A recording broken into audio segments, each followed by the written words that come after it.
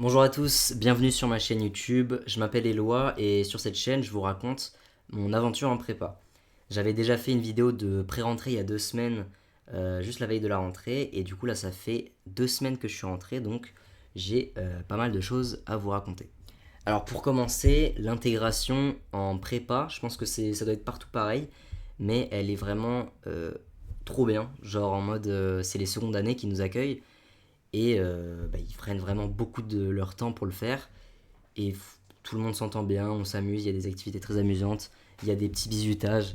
Je vais pas vous spoiler les bizutages si jamais vous allez en prépa l'année prochaine, mais c'est assez sympa. Et puis il y a une certaine proximité aussi avec ces deuxièmes années parce qu'on bosse dans la même salle. En gros, chaque classe de prépa a une salle principale dans laquelle les élèves peuvent aller pour bosser ou pour, je sais pas, qu'est-ce que tu peux faire dans une salle de classe.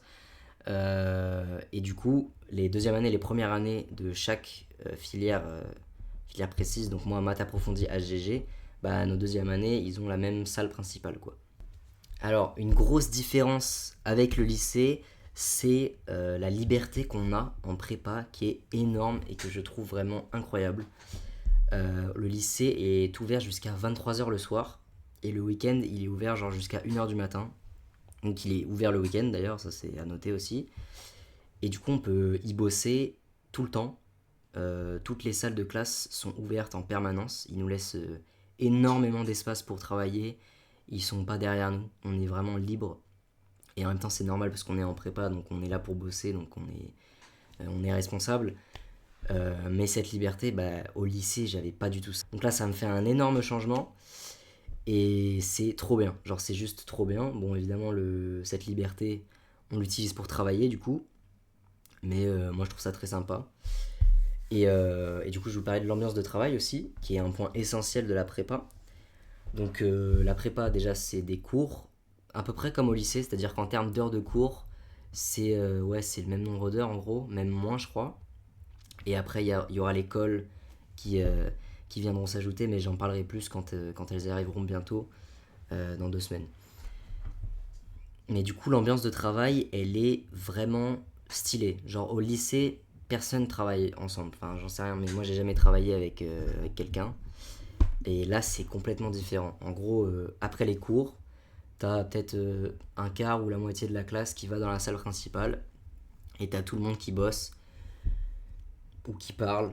Mais globalement, tout le monde est là pour travailler. Évidemment, on fait des pauses et on parle beaucoup aussi parce que on se connaît pas de base. Mais genre, on fait les exos de maths au tableau ensemble. Et puis, il y a les secondes années qui peuvent nous aider, etc. Il y a une ambiance de travail qui est vraiment, vraiment cool. Et la plupart y participent. Tout le monde s'entend bien. Donc, il y a vraiment une ambiance et une atmosphère de travail euh, qui change par rapport au lycée et qui rend le travail agréable. Genre, t'as envie de travailler, c'est motivant, et puis c'est amusant, et puis tu passes du temps avec des gens et tout. Et franchement, c'est une ambiance que je surkiffe. Après, pour l'instant, ça fait que 2 semaines, donc on verra au bout de 6 mois si je kifferai encore cette ambiance, mais pour l'instant, c'est trop bien. Parlons maintenant un petit peu des cours. Alors, les cours sont très intéressants, mais comme je l'ai dit juste avant, par rapport au lycée, je trouve qu'il n'y a pas tant de changements que ça.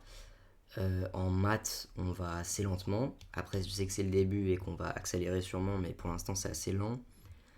En géopo, c'est quand même très rapide. Après, moi, j'avais pas géopo l'année dernière, mais ça va quand même vite. Il faut prendre les notes rapidement. Après, ils nous donnent les cours sur un Google Drive pour qu'on puisse les étudier plus tard dans la journée, parce qu'on n'a pas le temps de tout noter pendant son cours.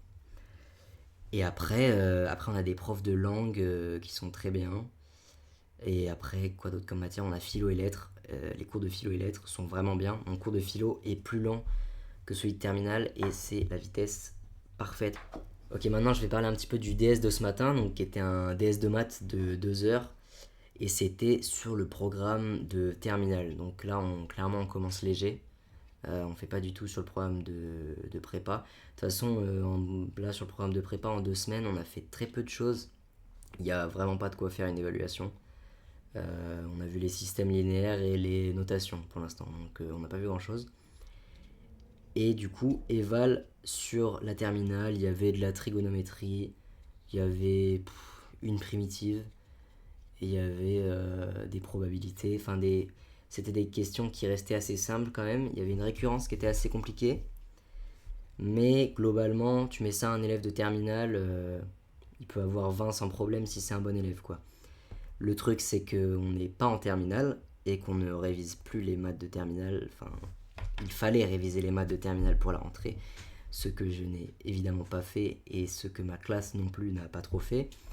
Donc, à la sortie du DS, c'était un peu confus.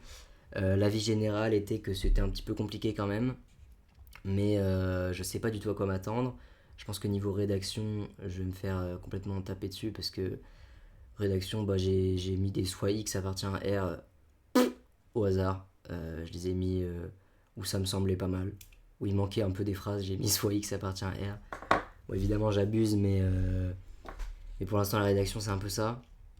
Mais c'est le premier DS et il y aura le temps de m'améliorer, etc. Donc je me pose aucun souci. Et du coup, en parlant de maths, quel est l'objectif de l'année? Donc pour l'instant, moi je voulais me fixer peut-être un objectif d'école, mais ça sert à rien, c'est dans 2 ans, je veux dire, ça n'a aucun intérêt. Par contre, objectif intéressant, c'est d'atteindre la classe étoilée pour l'an prochain. La classe étoilée, en gros, c'est des cours de maths, c'est un groupe de maths, c'est les 20 premiers de notre classe en mathématiques qui seront pris l'année prochaine dans la classe étoilée. Et la classe étoilée, qu'est-ce que ça représente? Je crois que c'est juste des cours en maths qui sont mieux, peut-être plus d'exo, plus dur, je sais pas. Mais en tout cas, le mieux ce serait d'avoir la classe étoilée. Donc mon objectif c'est d'être dans le top 15, top 20 en maths. Et évidemment dans les autres matières aussi, mais la priorité c'est les maths. Donc voilà. Les deuxièmes années nous ont beaucoup conseillé de favoriser les langues et les maths cette année parce que il faut pouvoir devenir bilingue cette année pour pas le faire l'année prochaine parce que sinon l'année prochaine t'es dans la merde parce que t'as pas le temps de réviser les langues et tu dois tracer sur le programme de maths, sur le programme de géopo et philo et lettres aussi. Du coup, il va falloir se concentrer pas mal sur les langues également, donc ça je néglige pas, mais je vais négliger aucune matière en vrai. Donc voilà, je pense que j'ai fait le tour de ce que je voulais dire dans cette vidéo. C'était un petit peu décousu, mais je crois que j'ai abordé un peu tous les sujets. Donc voilà, c'est la fin de cette vidéo. Si vous avez des questions, n'hésitez pas. J'espère que ça vous a plu et à dans 2 semaines, normalement, pour une prochaine vidéo. Ciao.